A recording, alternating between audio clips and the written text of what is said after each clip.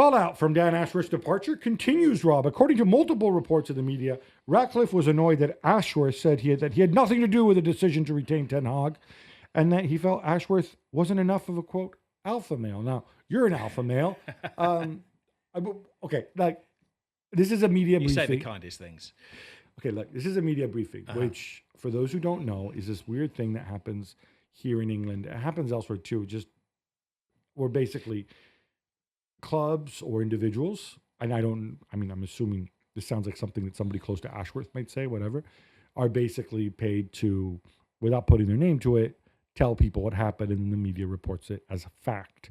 Tell me, now I'm going to interview you as a journalist now. I mean, I've had media briefings a long, long time ago, and a press officer might come and say to me, you might want to ask this, or you might want to say that, or and they'll kind of drop a hint in conversation. What is a media briefing? We know what they are in politics. What are they in football? So this is something, all right, so these types of briefings, because it's a broad word. But is it official? They just buy you a coffee down in the local coffee shop? What no, do they do? Clubs hire either external PR people, or sometimes it's the clubs themselves, who go and say, okay, I'm going to tell you, but you can't attribute it to me. I'm going to tell you exactly what happened. Now in the US, with US reporting standards, when they do that, it's what they call off the record, which means you cannot print it. You can use the information and you can try to independently verify it, and then you can print it. Here, it's coming from the club, so you assume it's true, but you can't say it came from the club. And so inevitably, you see this after every manager gets sacked. The club explained, well, why is the manager sacked, right? And then you find out, so-and-so had lost faith in Ten Hag. Ten Hag didn't tidy his desk. Ten Hag parked in the handicap space. Ten Hag ate his boogers. Whatever it is, right? And it's just, for me, it's just not a good way to operate. Even if the stuff that they say is true, because there's no accountability. Yeah. So as far as Ashworth saying he had nothing to do with Ten Hag's departure, as I understand it, Ashworth was on gardening leave at the time. So legally... Exactly, yeah. So he couldn't. He'd be dropping himself in if he said he did, wouldn't he? And dropping United into trouble if he had done. I mean, he should be coming in the office and saying to the boss, what's happening with the manager, by the way? What did you do when I was kind of attending my roses? I mean, he's going to have the most beautiful garden, by the way, because I guess he's back on gardening leave again now while they sort out all the contract details as well. Most of the past 5 years but clearly what it said on the can, or they hadn't done their due diligence on what he'd done at the FA and what he'd done at West Brom, and maybe not quite so successfully at Newcastle United. The guy was an organiser. He was an operator, rather than somebody that's going to tell you the XG or the number of crosses with the left foot of the guy that you're going to be signing as well. So I think they probably had the position, but got the wrong man for the position that they got. And I think they also have other people whose roles and responsibilities clearly overlap with him, such as Omar Barada, Jason Wilcox, Christopher Vivell, who they since hired as technical director, without forgetting, of course, your buddy Sir Dave Brailsford, the cycling expert. God, you forgot about it. Yeah, so not a good look. I don't know. What about this alpha male thing? Like, what? He's not assertive enough. He doesn't. I mean, to be fair, if you can Google what Dan Ashworth looks like, he looks like a pleasant man. He looks the guy on the bus, doesn't he? He looks like the guy that you see every day, kind of walking to work. He doesn't wear bright clothes. He doesn't stand out in the crowd. But how about we judge people by the work they do rather than the way they look? But I get the impression from what he's done, he's an FA man, so maybe he wears a suit and a blazer all of the time, and that's not alpha male. But I get the impression he's the guy that looked and assessed things, and Ratcliffe wanted somebody that came in that was abrasive, that threw kind of files on there and gave him data. Yeah, because that's a good way to run a business.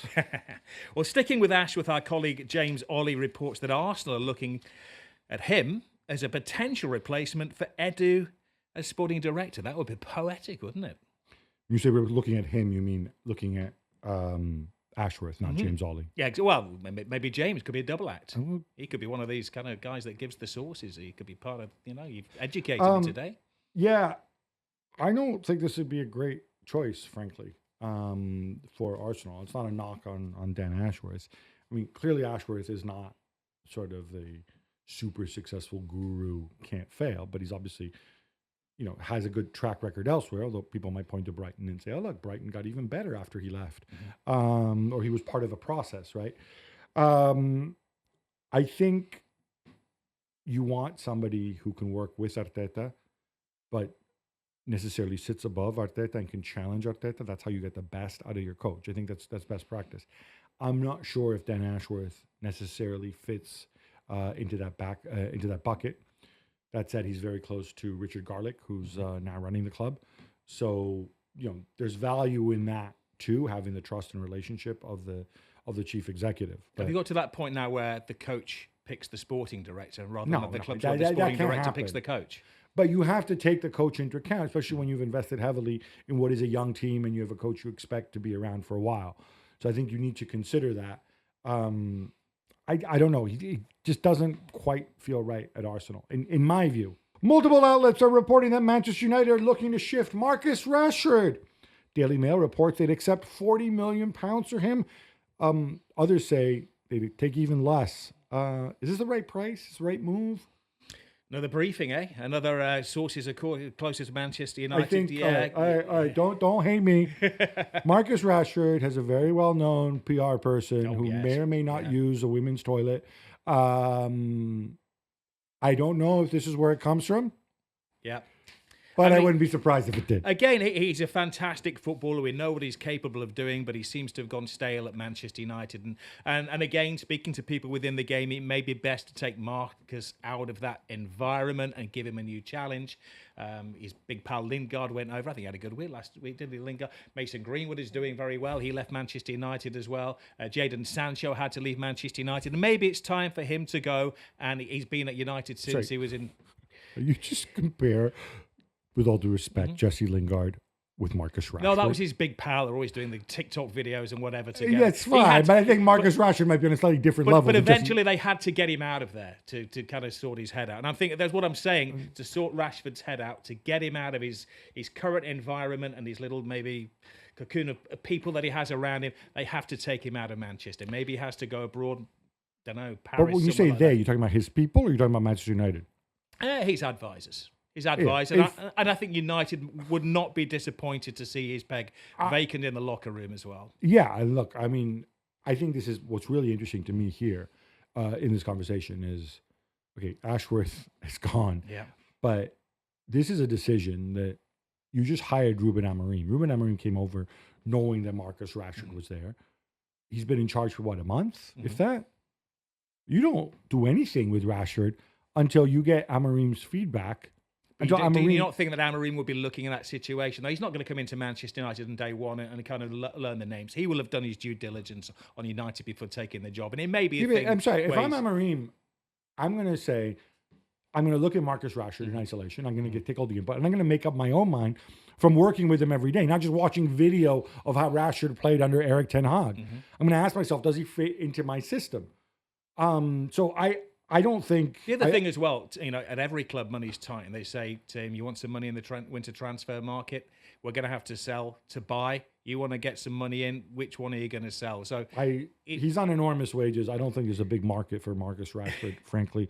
Well, the two clubs that always get mentioned, right, are Paris Saint-Germain, and then, and Jules' head explodes, and Spurs, weirdly. As if they don't know who runs Spurs, right? So yeah, I just think everybody there, Amorim has said everybody has a chance to prove themselves from day one.